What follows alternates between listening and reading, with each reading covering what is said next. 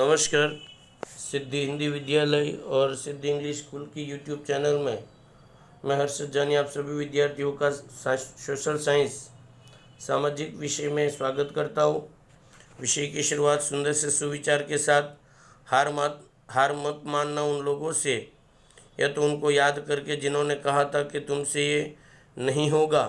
अर्थात हमें सतत मेहनत के रास्ते में आगे बढ़ते रहना है। लोग हमारे बारे में क्या सोचते हैं उसको हमें सोचना नहीं है। इसी सुंदर सी सोच के साथ एक सुंदर सी प्रार्थना कर लेते हैं।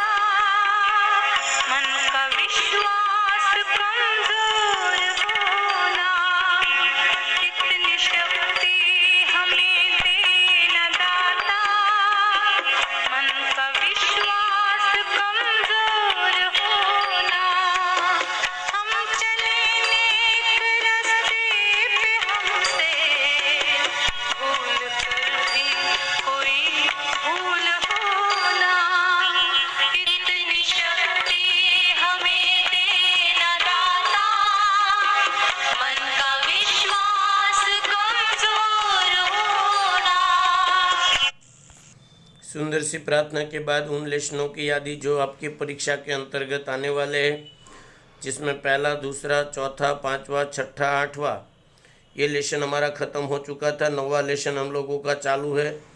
9वें लेसन का नाम है वन और वन्य जीव संसाधन, जिनके अंतर्गत हमने जो मुद्दे पढ़े उसके अंतर्गत जंगलों का वर्गीकरण देखा, प्रशासन के आधार पर 3 वर्गीकरण देखा, उसके बाद मालिकी के आधार पर वर्गीकरण देखा, पुनः प्राप्यता के आधार पर वर्गीकरण देखा। उसके बाद वन्य जीवों की एक लेसन का मुद्दा हमने चालू किया था, जिसमें वैविध्यपूर्ण वन्य जीव की बात हमने देखी थी। उसके बाद लुप्त होने वाले वन्य जीवों का भी हमने परिचय प्राप्त किया था। उसके बाद हमने वन्य जीवों के विनाश के जो 6-7 कारण हैं उन कारणों को भी कल हमने देखने का प्रयत्न किया था, जिसमें बीच में एक लाल पांडा करके एक प्राणी का परिचय आप लोगों की किताब में पेज नंबर 69 पर दिया है, उसका भी हमने परिचय प्राप्त कर लिया था। अब आज का आगे का जो मुद्दा है उसका नाम है वन्य जीव संरक्षण के उपाय, अर्थात वन्य जीवों की सुरक्षा के लिए एक नागरिक होने के नाते हम क्या क्या कर सकते हैं। तो देखो, किताब के मुद्दे लिखने जरूरी नहीं है, पर एक नागरिक होने के नाते वन्य जीवों की सुरक्षा के लिए हम क्या कर सकते हैं उसके बारे में देखने का थोड़ा प्रयत्न करते हैं। पहला मुद्दा उसके अंतर्गत कि जंगलों के बारे में हमें अपनी मानसिकता और दृष्टिकोण बदलने की आवश्यकता। मतलब पहला मुद्दा कि जंगलों के बारे में और वन्य जीवों के बारे में मनुष्य को अपनी मानसिकता को और अपने दृष्टिकोण को बदलना चाहिए। हम इसे आय का न मिटने वाला स्रोत माने यह मूर्खता है। इनका संरक्षण होना चाहिए, तभी वन्य जीवों की प्राकृतिक आश्रय स्थान बचेगी। इतना लंबा चौड़ा मुद्दा न लिखकर आप लोगों को इतना याद रखना है कि वन्य जीवों के प्रति मनुष्य को अपनी मानसिकता और दृष्टिकोण बदलना चाहिए, पहला मुद्दा। नंबर 2, जंगलों में तृणाहारी, तृणा मतलब घास खाने वाले, और मांसाहारी मतलब मांस खाने वाले प्राणियों की संख्या का संतुलन बनाए रखना चाहिए। बस इतना ही मुद्दा लिखना है कि वन्य जीवों की सुरक्षा करने के लिए जंगलों में तृणाहारी और मांसाहारी प्राणियों की संख्या का संतुलन बनाए रखना चाहिए। इससे क्या होगा कि इसके लिए जंगलों में जल स्रोत की देखभाल और पालतू पशुओं की चराई पर प्रतिबंध जैसे कदम उठाने चाहिए। तो दूसरे में तीसरा मुद्दा आप लोग लिख सकते हो। तीसरा कौन सा, कि भाई जंगलों के अंतर्गत पालतू पशुओं की चराई पर प्रतिबंध लगाना चाहिए। नंबर नेक्स्ट, तीसरा या चौथा, जो उसके अंतर्गत आप लोगों को लिखना है, उसके अंतर्गत शिकार रोकने के लिए बड़े बड़े कड़क कानून को सख्ती से अमल कराना चाहिए। मतलब इन शॉर्ट इतना ही मुद्दा हुआ कि शिकार पर कड़क से कड़क कानून बनाना चाहिए और गैर कानूनी रूप से जो शिकार हो रहे उनको कड़ी से कड़ी सजा या दंड की व्यवस्था करनी चाहिए। नंबर नेक्स्ट, वन्य जीवों के प्रजनन काल के समय उन्हें कोई प्रकार की विक्षेप न पड़े इस प्रकार की व्यवस्था करनी चाहिए। मतलब मादा वन्य जीव जब भी बच्चों को जन्म देती है उस समय उनको कोई प्रकार की खलेल वहाँ पर न पहुँचे, उनको कोई प्रकार का डिस्टर्बेंस न हो, इस प्रकार की व्यवस्था करनी चाहिए। नंबर नेक्स्ट, जंगलों में होने वाली विभिन्न प्रवृत्ति जिसमें मत्स्य प्रवृत्ति, वनील पैदाश निकालने की प्रवृत्ति, पर्यटन की प्रवृत्ति वगैरह का अध्ययन करके हमें उनके अनुसार कदम उठाने चाहिए। मतलब जंगलों में जो अलग अलग प्रकार की प्रवृत्तियाँ हो रही है उन प्रवृत्तियों के बारे में भी कुछ एक नीति नियम बनाने चाहिए। और आगे का समाज में बड़े पैमाने पर जन जागृति, ध्यान दीजिएगा, मैं तो इस मुद्दे को सबसे मेन मुद्दा मानता हूँ कि वन्य जीवों के प्रति समाज के लोगों में अधिक से अधिक जन जागृति आवे, ऐसे कार्यक्रमों का आयोजन करना चाहिए।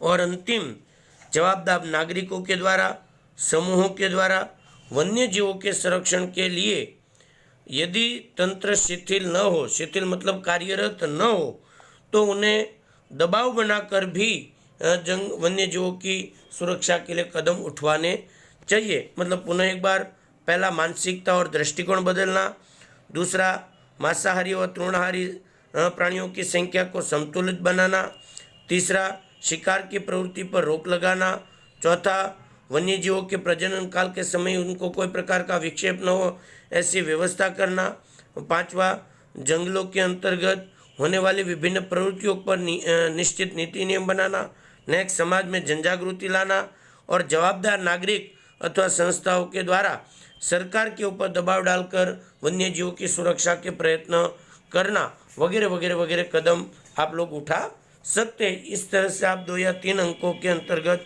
इस मुद्दे को पूरा कर सकते हो।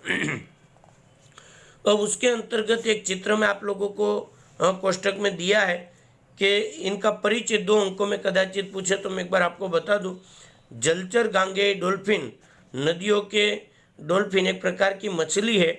भारत की कौन कौन सी नदी में, तो कि गंगा ब्रह्मपुत्र नदी में पाए जाने वाली गांगे डॉल्फिन मीठे पानी की प्रजाति मानी जाती है। मतलब कौन सी नदियों में और मीठे पानी में ये पाई जाती। गंगा नदी में अधिक मिलने के कारण इसको गांगे डॉल्फिन के नाम से भी जाना जाता है। ज़्यादातर ये कहाँ पर, तो कि गहरे और शांत बहने वाले नदी के प्रवाह के क्षेत्रों में निवास करती है।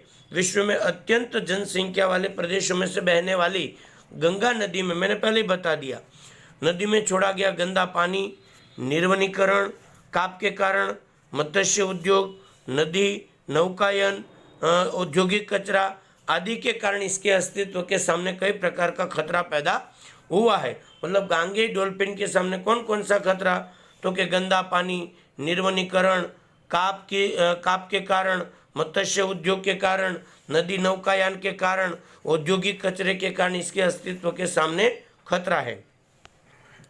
भारत में ब्रह्मपुत्र के अलावा चंबल नदी में भी इसकी संख्या पाई जाती है। बार बार सतह पर आकर श्वास लेने के लिए सुसु की आवाज़ निकालती है और इस कारण स्थानीय लोगों इसे सोस, इसका दूसरा नाम गांगे डॉल्फिन को सोस, सुसु या तो स्विस के नाम से भी जाना जाता है। विश्व में भारत के अलावा पड़ोसी देश बांग्लादेश और नेपाल की नदियों में भी ये पाई जाती है और वर्तमान में गांगे डॉल्फिन के सामने काफ़ी बड़ा खतरा भी दिखाई देता है।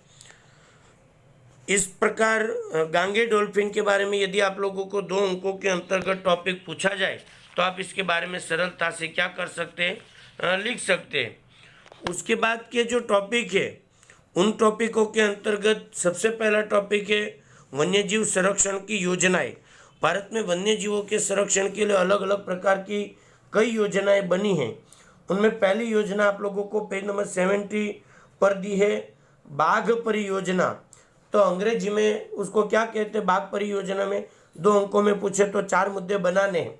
उसमें पहला मुद्दा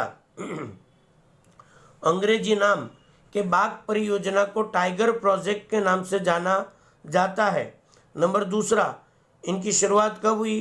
क्योंकि एक अंदाज के अनुसार 20वीं सदी के प्रारंभ में भारत के जंगलों में से लगभग 40,000 से भी ज़्यादा बाघ पाए जाने का उल्लेख था, लेकिन अनियंत्रित और गैरकानूनी रूप से होने वाले शिकार और निर्वनीकरण के परिणाम स्वरूप बाघ के अस्तित्व के सामने बड़ा संकट उत्पन्न हुआ था।